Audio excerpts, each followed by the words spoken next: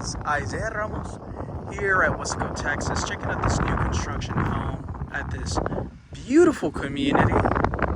This community boasts half-acre lots, y'all, and this is just one of a handful of homes that are available for purchase. But I'm excited for this one. It's under $400,000. Beautiful facade. It's a farmhouse, and it comes with 4 bedrooms, an extensive driveway, 2-car garage. It's a sideways garage. So without further ado, let's get started. And by the way, thank you to the listing agent, Mr. Brian Salinas, for permitting me to record this property. Without these listing agents, I would not be able to provide these amazing videos for y'all. So thank you to him. I do all of this marketing free of charge, and so in hopes to, assist one of y'all potentially buy property down here. It will either be me or one of my agents. So if you guys have any questions, of course, don't hesitate to reach out. We'll do our very best to answer as soon as possible and with as much accuracy as possible as well. So I hope you guys are ready. Let's go on inside. Woo-wee. So it has a staggered tile pattern all throughout the house. And wow, you get this nice decorative ceiling. The fancy word for it is coffered ceiling. Your little mantle over there. Looks like there's a little dog out there. We'll try to say hello in a bit. And let's give you guys a different angle over here. So it does come with its own little niches. You got your beautiful light fixtures. It's like that nice, modern, yet simple look. You get your kitchen, black painted contrast island. Actually, no, it's not contrast because everything else is painted black as well. So I'm a little bit, sorry for misspeaking there, but it's all painted black, and even the fixtures are also black. So it gives it that nice little modern touch. You do get quartz all throughout the house. So you get your little microwave space over there, your refrigerator space, your full oven space, and your range hood up here. You do get your pretty spacious pantry. It's not your standard corner pantry. You get some nice wooden shelving, your window, and even the door says pantry. That's nice to have. You got your utility room actually right next to the kitchen, which I think is good. It's not next to the rooms where whenever you're sleeping, it's not making too much noise. So I see that as a pro. But of course, the con is you're just gonna have to walk your way to the utility room. Some of the houses are laid out in that the utility room is right next to the master suite, which would be here. Now this is the AC closet. I like that the AC filter's down here. Personally, in my house, the AC filter's in the ceiling, so it's not fun pulling out the ladder and, switching it once a month. But regardless, you get a pretty nice spacious master suite. You look at that, you can mount your TV there, put your bed over there, or put your bed over here and mount your TV over there. So there's really 2 ways to kind of work around this space. So bed could go there, or if you're feeling a little bit adventurous, maybe set up your bed over there. I don't see the bed, being set up on this wall over here, but to each their own. There's ways to kind of fit things around. And then over here, you have your pretty nice and spacious walk-in closet. So you got wooden shelving, and you got your little cubbies. And then over here, let's go ahead and check it out. We'll go ahead and close this to kind of admire the shower a little bit better. I love the wooden paneling, hexagonal tile, beautiful little niche. Look at that, pretty nice and modern. And then you get your little window, and you get your floating cabinet over here over the toilet. Now this is not a private commode in which it's separated by a wall, but it's okay. That's what restrooms are for either way. So you do have a double vanity, quartz countertop as mentioned earlier. And at the very top of your cabinets, you do have crown molding. So making our way out here, you got your very spacious guest room, you guys. I think this is super big.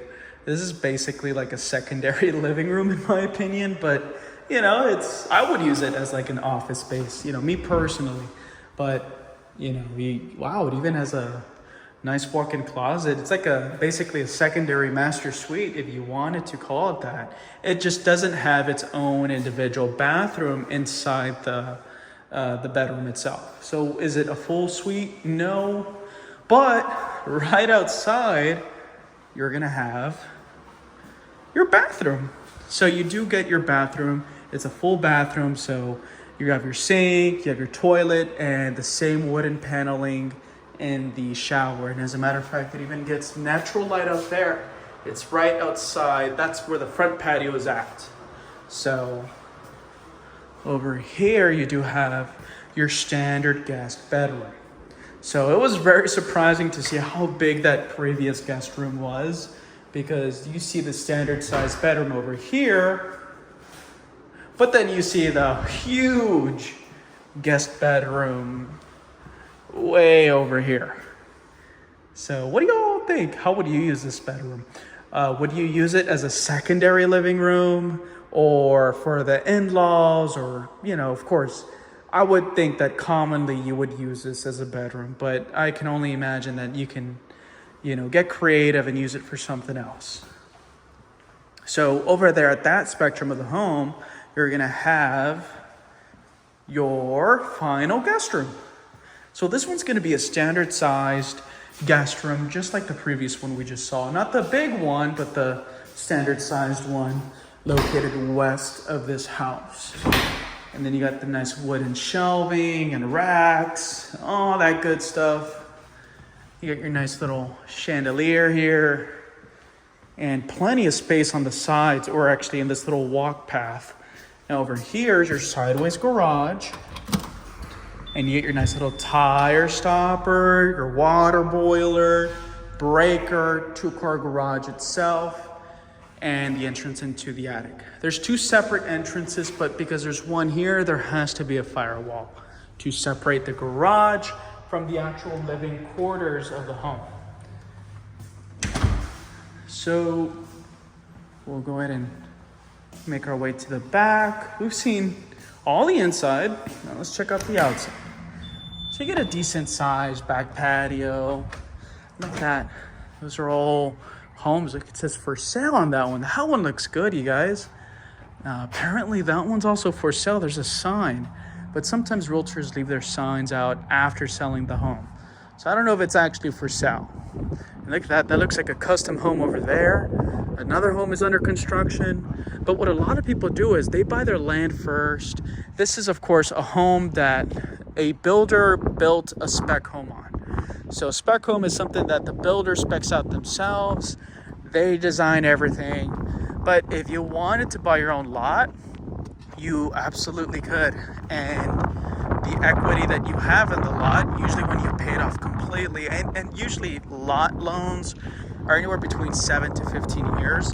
But by the time you pay it off, you have so much equity because, of course, you paid off the lot, but it's also appraised and or appreciated higher than where it initially was when you first bought it. So with all that equity that you've gained in the lot, you can use it as collateral towards the construction loan. So, of course, you can buy houses that are already built, but always explain to families, if you buy something that's already in the market, you're not always going to get what you want. There's going to be some trade-offs here and there. Sometimes we'll get everything that we want, but it's not that like that all the time. But regardless, custom home building gives you that opportunity to have full autonomy in designing your home the way you want, and that's just one way to go. But it can get pretty pricey, so construction loans are pretty expensive, which is why buying a house that's already in the market is almost always easier than it is to buy a house that is just a spec home. So, I'm sorry, buying a house in the market is almost always easier than custom building your house, just because construction loans are notoriously difficult to qualify for you will have to have really good credit, very low debt to make things easier for you. But regardless, that's just one route that many families choose to go. Is it possible for anyone? Absolutely. We just gotta make sure that we get the correct professionals connected, so that way we can take it step by step and it's moving forward. You guys let me know what you think of this property. This one looks like a custom home. I mean, look at those designs. It has to be someone's custom home. I think they bought the lot and they're custom building it the way they want. But very beautiful design. But this is, this is the star of the show right now. We know this one's beautiful as well, but this is the star of the show. This is what's currently available. And it has a sideways garage. Look at that. It even has a little continuous portion. So if you wanted to, of course, fence it up completely, drive your boat to the back, or have access towards the back, you could definitely do that. But y'all let me know what you think. Is this property good? Do you like it? Is it too much land? Is it too small, the house? Give me your feedback down below.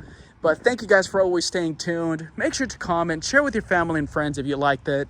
And God bless you all. Stay safe. And I will see you in the next one.